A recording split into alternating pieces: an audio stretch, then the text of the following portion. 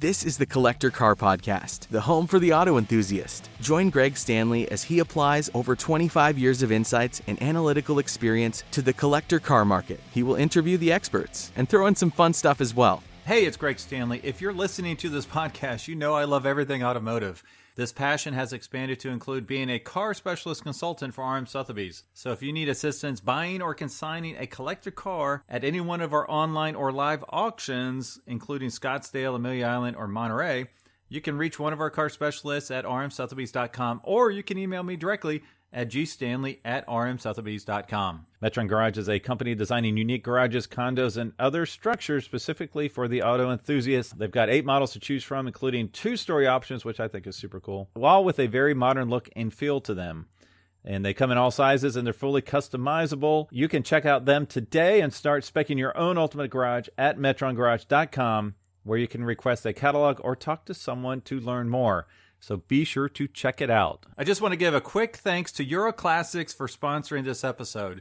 Euro Classics is all about collector cars, from servicing your new BMW M5 to prepping your Porsche for the racetrack to executing a total restoration on your favorite classic. They do it all from routine maintenance to performance upgrades to appraisals and everything in between. You can learn more about its owner, Dale Oaks, by listening to episode number 65 of this podcast. And you can find Euro Classics in the Kentucky, Ohio, Indiana service area and online at euroclassics.com. Classics, CLASSIX.com. Welcome back to the Collector Car Podcast. Hey, it's Greg Stanley. In this episode, I will review my 2022 bull market list. So these are the cars I believe that will appreciate in value in 2022. I will review 30 cars that are moving in the marketplace. Now, I did not do an official bull market list for 2021, but what I did do is I did pick 15 cars that I said you should buy, sell, or hold. So I have picked 10 of those cars, 5 that I told you to buy and 5 that I told you to sell. And I want to review those to see if I was correct in picking cars that would appreciate and picking 5 cars that would depreciate. Now, just a sneak peek, I'm much better at picking cars that are going to appreciate, apparently, than I am cars that are going to depreciate. And then I will review the 10 cars I've picked for 2022. Then I will also review Hagerty's article that picked their 10 cars for their bull market list for 2022 as well, which was really interesting because they have access to a lot more demographic data than I have access to. And I found some of their stats truly amazing and fascinating, and I would love to have access to that. So if you're out there, Hagerty, please let me know if that's possible. They've been a great partner in the past. And speaking of valuation services, be sure to check out the quote-unquote Super Bowl. I don't think I can really use that, but the last episode of the Collector Car Fantasy Football with 4 car experts will be coming up at the end of January, beginning of February. So this is my Super Bowl, where 4 of us picked 11 cars for our ultimate collection, and we've been tracking them for a year. So we've been basically updating these cars every time there's a Hagerty update in their valuation tools. And I believe I was in second place at the end of the last round. You will have to tune in to see how I fare in a few weeks. As a reminder, the other players are car specialist Ramsey Potts. Brad Phillips is the executive director at America's Car Museum at the LeMay Museum out in Tacoma, Washington. And then our favorite person at Hagerty, Julie Guskalen, who is the VP of Media now. She was really cranking it out last time and doing a tremendous job in picking cars. All right, before we begin with the bull market list, I do have a few updates. From a travel perspective, as I mentioned, I will be down at Cavallino Classic as well as out at the RM Sotheby's auction in Scottsdale. So shoot me a note if you're going to be at either one of those locations. Travel's kind of quiet for February, and then March I'll be down in Amelia Island. So love to catch up with you if you're down at that wonderful venue. There are always consignment opportunities. If you would like for me to explore your particular cool car, whether that's buying or selling, just shoot me a note. I did launch the new website, www.thecollectorcarpodcast.com. Be sure to go there and check it out. It's a lot easier to search previous podcasts. They're all a nice big filter where you can pick out what you want. I will have the previous show notes, including last week's Porsche data, posted online underneath the blog heading. So a few of you DM'd me asking for that information. It is posted on the website underneath the blog tab. And then if you want a free consultation on your car, just shoot me a note. You can do that by going to the contact section. You can schedule a 30-minute appointment if you would like over the phone, or just give me a call or shoot me an email. Next, I want to say congratulations to a few of our previous guests. We had Kevin McKay on episode 124 reviewing the Cunningham Corvette, and he was recently reviewing that very car on the TV show Autobiography. What was great is that car was sold at RM Sotheby's auction. Turns out the Cunningham family ended up buying the car back, and they're having Kevin restore it at his shop up in New England. So Kevin was a great guest, so be sure to check him out on that TV show.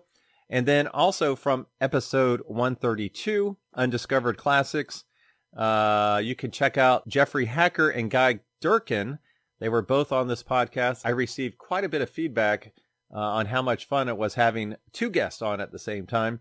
And they were so knowledgeable on such a fun subject. They were recently featured in Classic Motorsports' most recent issue, so be sure to check them out. And then lastly, I want your cars. So by that, I mean I want to review your cars. So I had a podcast last year called Your Cars, Your Podcast, where I reviewed listeners' cars. So if you would like for me to review your car, please shoot me a note at gstanley@rmsotheby's.com or at greg@thecollectorcarpodcast.com. Send me a few pictures and a description of your car, and I will give you a free appraisal. Now, don't take it to the bank. This is just for fun and based on the description and the pictures you send me. But it was a lot of fun getting to know a few of you on a different level and understanding what cars are in your garage and why. And that was a ton of fun, and I would like to do it again. I need to keep it to the first 5 cars that come through. So if you don't get selected, I'll keep your name in your car for the next episode. I'd like to do 2 or 3 of these a year if possible. So again, just shoot me your car, a little bit of information, and I will let you know if you made the cut. All right, let's move on to the 2022 bull market list. So like I said, first thing I'm going to do is to review the cars I had from last year. I'm going to pick 10 of the 15 I picked. I want some accountability. I want you to know that I do a lot of research and I try to get it correct. And I would like for you to know when I do get it right and when I get it horribly wrong. Now, I'll give you a quick overview as far as why I picked these cars. From a buy perspective, I picked 5 cars. A late 1980s Bronco. The biggest reason there was Gen Xers will be looking for the cars from their high school years. Those are a little difficult. There's not an aftermarket parts industry set up around those cars yet, those sport utes. So condition is key. If you do have one of those or are looking for one of those, be sure to get one that is an unrestored, original, awesome shape, preferably low mileage. The next one I picked is a 1970s International Scout 2 4x4. I mentioned some of the averages for the 1971, 74, and 78. International Scouts were up significantly, and I will give you a quote. I think it's on the 1974 version for an update. And then the next was a 1960s Ford Mustang with a small block.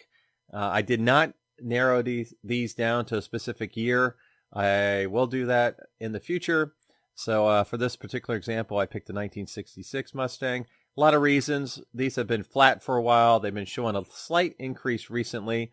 I think the stigma of the 60s muscle cars, not that there was one out there, but they kind of took a break in the marketplace and they're starting to go back up. They're extremely easy to work on. There's literally parts everywhere. You can actually build a Mustang without really needing anything. It's amazing the parts that are out there. All right. Next is the 1970 Plymouth Cuda Aar. This is one I've been talking about for a long time. It was down 28% the previous year when I pulled this information, down 32.5% latest 3 years. This was mostly driven by a couple of depressed prices on the Hemi Cuda convertibles that are multi-million-dollar cars, and that kind of filtered down to these wonderful cars. So I feel like, you know what, that can't last forever. Those are going to turn it around. All right, and then the last one I picked as far as cars that would appreciate, it was early 2000s BMW, specifically the non-M cars. I'll get to more about that here in a minute, but why don't I review my results? So for the 1989 Ford Bronco, I picked an Eddie Bauer edition. I picked it to appreciate in 2021, and it did. It went at 42.3%. Huge increase over the last 12 months. And in the latest 1 month, it's got up 31.9%. So that was a big win. I picked correctly for that car. The next one was the 1978 International Scout 2. And that one went up even more. The latest 12 months, it went up 77.1%. It is flat the most recent 1 month, so that has slowed down, and it might even start going down a little bit just because it appreciated so much in 1 year. That will be an interesting one because, again, like the Bronco of the late 1980s, there's not a huge aftermarket supply network set up for the International Scouts. So at some point, that will cause folks a headache when they're trying to get the trim pieces, bumpers, or whatever it might be for theirs to have them totally restored. All right, for the Mustang, I picked the 1966 Ford Mustang GT convertible. Latest 1 year, again, it is up 12.2%, up only 3% the latest month, so that is slowing as well. And then for the AAR Cuda, yes, that is up the latest 12 months, 20.4%, flat the latest 1 month. So that has slowed as well. So I'm going to toot my horn while I can. That's 4 out of 4 on my bull market list correctly picked for 2021. I have to toot my horn now because it's all about to go sideways. All right. For the BMW non-M cars, unfortunately, Hagerty does not provide that information. I do feel like that was a win as well, as a lot of the prices I've seen trade privately have been much higher than normal. I don't have a lot of comps for that, but just looking at the way the M cars have gone up so tremendously the latest 12 months, I feel pretty solid about that one. All right, now here's where I don't do as well. I don't do as well in picking cars that are going to decline in value, but let's start with the Toyota FJ. So I picked Toyota FJs to be down in 2021, and the results are they were up 5%. Where everything is appreciating, I kind of count that as a win. That's not up that much, and it's actually flat the latest 1 month, but those have slowed down quite a bit. The next one I picked was the 1978 Pontiac Trans Am. That was mostly because the generation that liked Smoking the Bandit, they probably already have one of those cars. I don't think that they're going to continue, at least at the time, I didn't think they were going to continue appreciating. And for that one, I was kind of correct. Over the last 12 months, they only increased in value by 1.9%. And then the next one's the 1955 to 1957 Chevrolet Bel Air. This is a car that I think, you know what, it's a generational shift away from cars in the 1950s. I think that if a Bel Air was the car that you dream to have, you're probably selling it right now because you're trying to liquidate your assets. And I was correct on that one, down 5.7% over the latest 12 months and flat the latest 1 month. And then the next one I don't remember exactly why I picked it. It's a 1958 Chrysler Town and Country. Now this one was a little bit of a shocker. The latest 12 months is actually up 20%. So this is one of those rare cars from the 1950s, kind of like the Cadillac Barrettes, Cadillac Brougham, some of those iconic cars from the 50s that are bucking the trend of being down. So this one had been down previously, and it looks like it just got a nice bump back up 20% the latest 12 months. All right, then the last one are the 2015 hypercars. So these are the three big halo cars from McLaren, Ferrari, and Porsche. So we have the 2015 Ferrari Laferrari. I picked these because they came out of the gate really strong as instant collectibles, depreciating briefly and then going back up. And I thought they were due for another correction. Well, I was wrong on these three. So let's start with the LaFerrari, one of the worst names ever for a car. Latest 12 months, up 17.2%, up $450,000. Latest 12 months. Even the latest 1 month, up 13.6%. The McLaren P1, latest 12 months, up 25.9%. Latest 1 month, up 6.3%. And finally, the Porsche 918 Spyder. I did pick the Spyder, not the Weissach optioned car. Now, these have fluctuated lately where they were declining for a while, and I thought that decline would continue, but it has not. The latest 1 year, the Spyder, if there is such thing as a base 918, up 7.1%. Now, a little bit of silver lining for me, my skills at predicting, the latest 1 month, it is actually down 3.2%. $50,000, down $50,000. So that is how those cars fared. I didn't do as well, like I said, on the cars I picked to decline. All right, so now it's time to review my top 10 cars for 2022. I did do 3 cars as honorable mention because I basically pulled the information and I didn't want to not mention it. So I have these ranked. I'm going to go number 10 to number 1 from how they've appreciated the most recent month. So yes, I'll tell you the 1 year appreciation, but what's more interesting is, are they still appreciating in the latest 1 month? So let's start with number 10, the 1986 Jaguar XJS V12 Coupe, the latest 1 year, up 60.9%, up a crazy amount. Now, I've always thought these were beautiful, obviously not as beautiful as an XKE, but they are gorgeous cars, underappreciated, but they can be a handful, especially that V12. Now, if you find one that has a 350 Chevy V8, that's not going to help the value, sorry to say. It will get you probably from point A to point B in a more reliable manner, but that's not going to be one that's worth a lot of money. And then for the latest 1 month, that car is up 7%. All right, next is a 1986 Mazda RX-7 turbo rotary engine car. I've always had a soft spot for these as well. My sister's roommate in college had one of these. Nice red convertible. Latest 1 year, up 38.9%. Latest 1 month, up 9.9%. Next is the 1991 Toyota Land Cruiser. Now this car is up 48.7% latest 12 months and up 9.9% the latest 1 month. All right, I do have a couple Porsches listed here.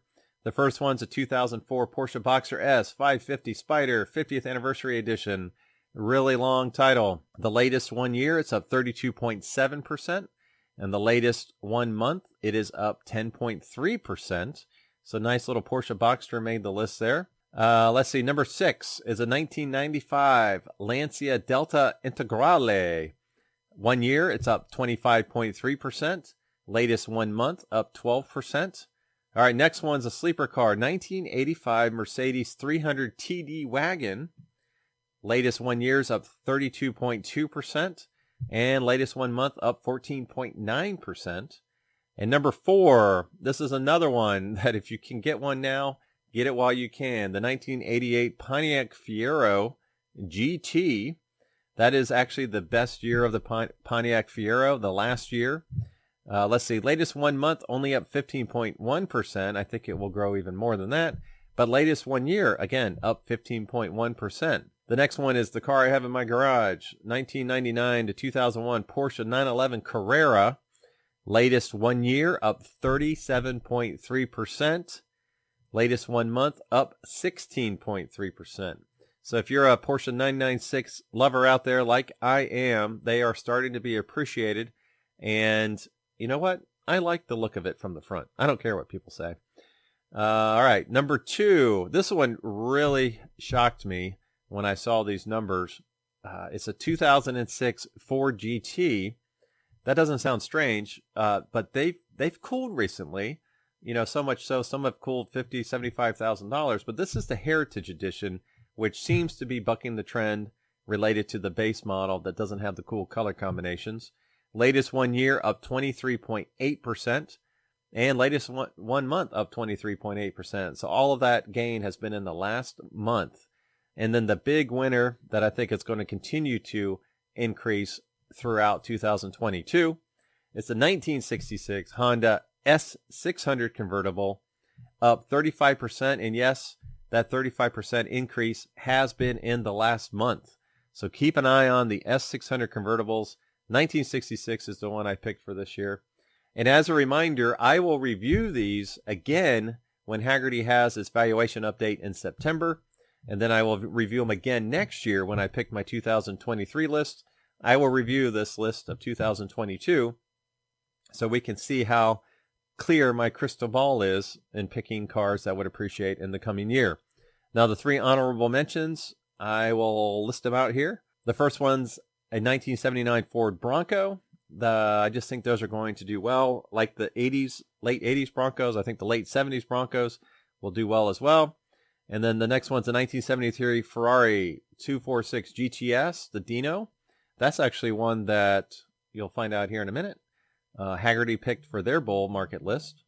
And then finally, in the 1976 Porsche 912E, that came out of my podcast from last week when I talked about the most valuable Porsches of all time. Up 23.5% latest 12 months, up 5% latest 1 month. Okay, so you've heard my 10 cars for 2022. You heard how I did well and not so well for 2021. So how about we start talking about Hagerty's list? Now, the Hagerty list, like I said, was very interesting because I don't necessarily have the market trend data. I didn't pull all that information, but they have it broken out by inquiries for insurance. And they have it broken out by generational demographics. So we have the pre-boomers, the boomers, the Gen X, the millennials, the post-millennials, and the what I call the post-boomers, which is basically Gen X, millennials, and post-millennials all grouped together. Now, the reason I find this fascinating, let's take the first car as an example, the 1983 to 1997 Land Rover Defender. So, and also they pick full generation of cars versus just a full generation of a model versus just a specific year. But pre-boomers, from an insurance quote perspective, only represents 1%. For boomers, it represents 14%. Here's the key number here. For Gen X, 66% of the Land Rover Defender insurance quotes for that generation are for Gen Xers. And then millennials are 16%. Post-millennials, 0%. So when I compile those three together, the Gen X, the millennials, and the post-millennials, what I call the post-boomer percentage, it's 82% of the insurance quotes are for post-boomers. So what is that going to do to the value of those cars? They're not going to go down.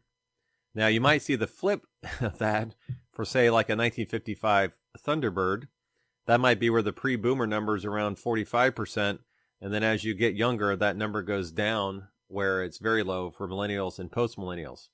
All right, the next one, this one's pretty interesting. It's the 1963 to 1967 Mercedes 230 SL.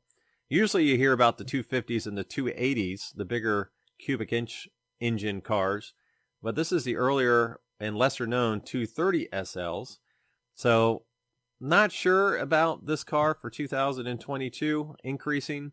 Pre-boomers is 16%, boomers is 47%, so highly skewed to the older demographic. Then for Gen X is 29%, millennials 8%, and post-millennials 0%.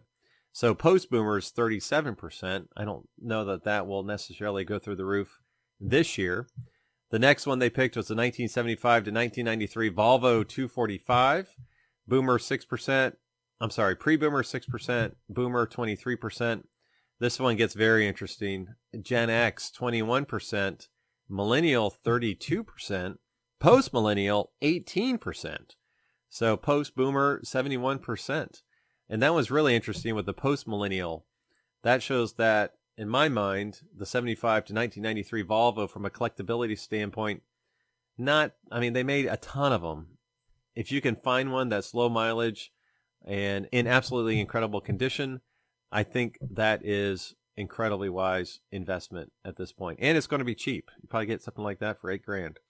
All right, next is the 1992 to 1995 Porsche 968.